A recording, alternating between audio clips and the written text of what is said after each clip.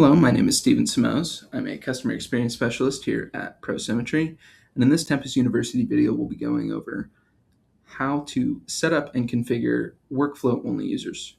Before we get started, one thing I do want to point out, sometimes these users are referred to as intake-only users. Just know that those are interchangeable, intake-only and workflow-only. I will try and stick to workflow-only in this video. But if you do see that in our documentation somewhere, just know that those are the same. So first thing is, what is a workflow-only user? These are users who are only able to create workflow projects. So if we come in here, we hit create project, we can see I have a project intake workflow set up. Users who are workflow only would be able to only create projects with this workflow. So if we come in here, we would see this is the page that they would see. They would be able to create the workflow. They cannot move it to the next stage. They cannot do anything else with the project. They're only able to kind of access and create a project on this first page of the workflow.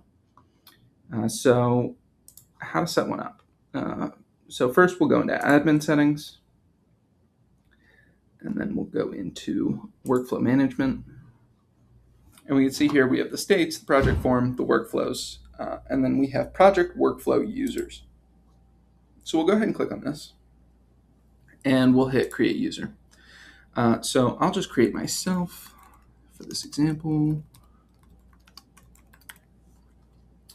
Want to leave is enabled on. You can enable SSO. In my case, I do not want to do that, so I will go ahead and put in my email.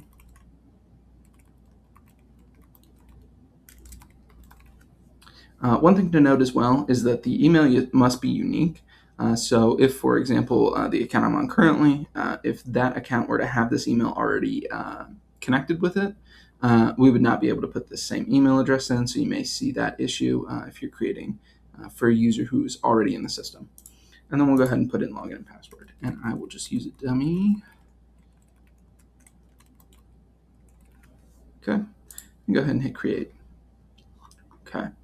So we've created our workflow only user, and let's actually see what they can do. So I'll go ahead and log out. I'll go ahead and log back in. Okay, don't want to save that. So we can see here, this user can come into project management.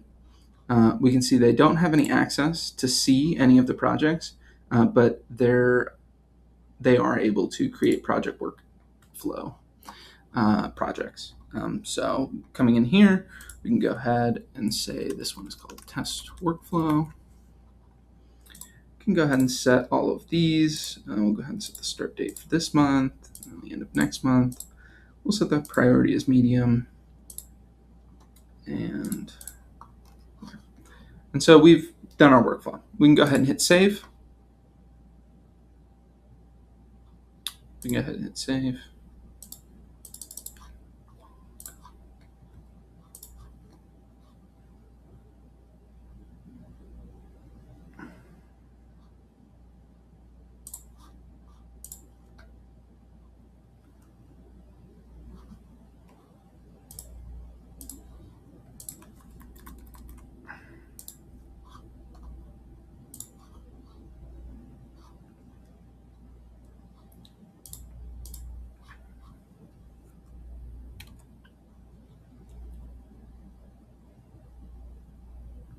Okay, so came in and logged in.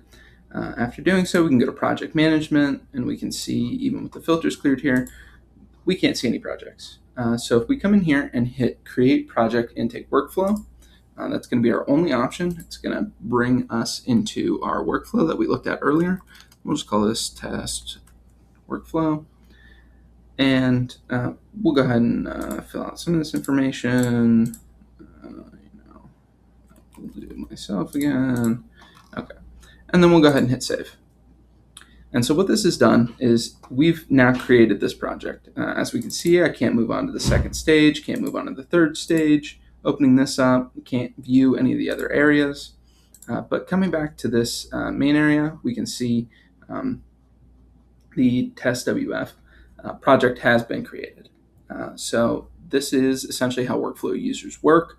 They're able to come in, create projects based on workflows they have access to, and then that's really all they're able to do.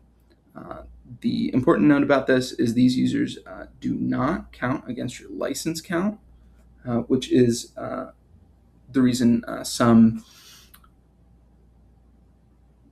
organizations may want to use this is because you may have users who only want to be able to start that first phase of the project or get a project idea in, but they don't need access to the system necessarily overall.